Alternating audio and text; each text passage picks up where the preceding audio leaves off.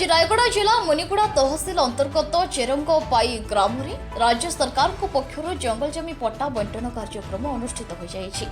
मुनिगुड़ा तहसिलदार सुश्री M Anuradha तत्वावधान में अनुष्ठित यह कार्यक्रम में स्थानीय विधायक श्रीजुक्त नीलमाधव बहिका उपस्थित रही अंचल आदिवासी हिताधिकारी जीवन जीविका सरकार भूमिका को नहीं निज वक्तव्य रखिते। जंगल जमी संयोजक श्री रामकृष्ण मिश्र, रेवेन्यू इंस्पेक्टर सिकंदर तिमाका समेत बहु बुद्धिजीवी उपस्थित तहसिल पक्षर प्राथमिक भाव 15 जन हिताधिकारी जंगल जमी अधिग्रहण में 7 एकर 24 सेंट जमीर पट्टा बंटन हो जाएगी। तेबे दीर्घ वर्ष धरी चाष करुवा साधारण आदिवासी फरेस्ट एक्ट अनुसूचित जनजाति और अन्य निज पारंपरिक वनवासी जंगल जमी पट्टा बंटन होता।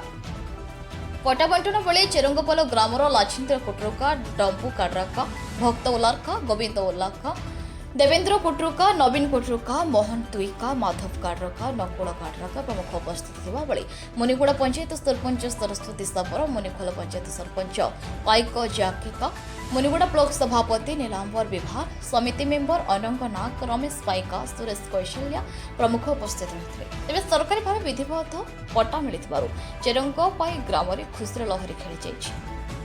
रायगढ़ संजय कुमार नागंक रिपोर्ट, नारद न्यूज इंडिया।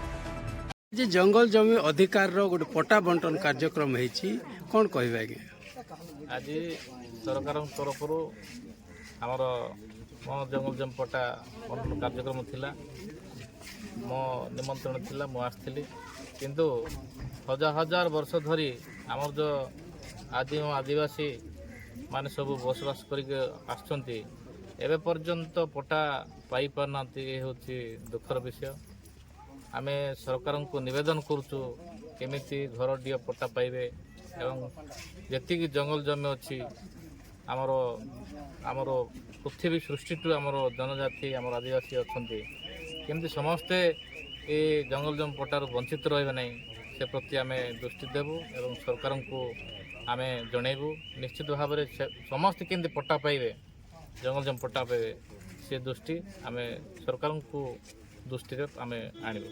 धन्यवाद। जंगल जमी पट्टा बंटन होती सरकार तरफ आपण कौन कहे जी आम ओडिशा सरकार मो जंगल जमी योजना रे आम पट्टा बंटन कार्यक्रम कर विधायक सर उपस्थित और समस्त ग्रामवासी उपस्थित एवं आम 9 तारीख रु 15 तारीख पर्यंत आमर जंगल जमी अधिकार सप्ताह पालन करा जोठी समस्त जो अधिकार रही जाइथिबा जो गुड़ाक पूर्वर रही जाइए जो मानकर अधिकार प्लेस करवा ग्रामवासी से गुड़ाक कार्यक्रम आम चलती। तो आम आज पट्टा बंटन कार्यक्रम जो मैंने 15 जन को आज पट्टा बांटिलु चेरंगपाई ग्रामर आगू को आम ग्रामवासी मानक सभा करके आगू पट्टा बंटन कर। धन्यवाद।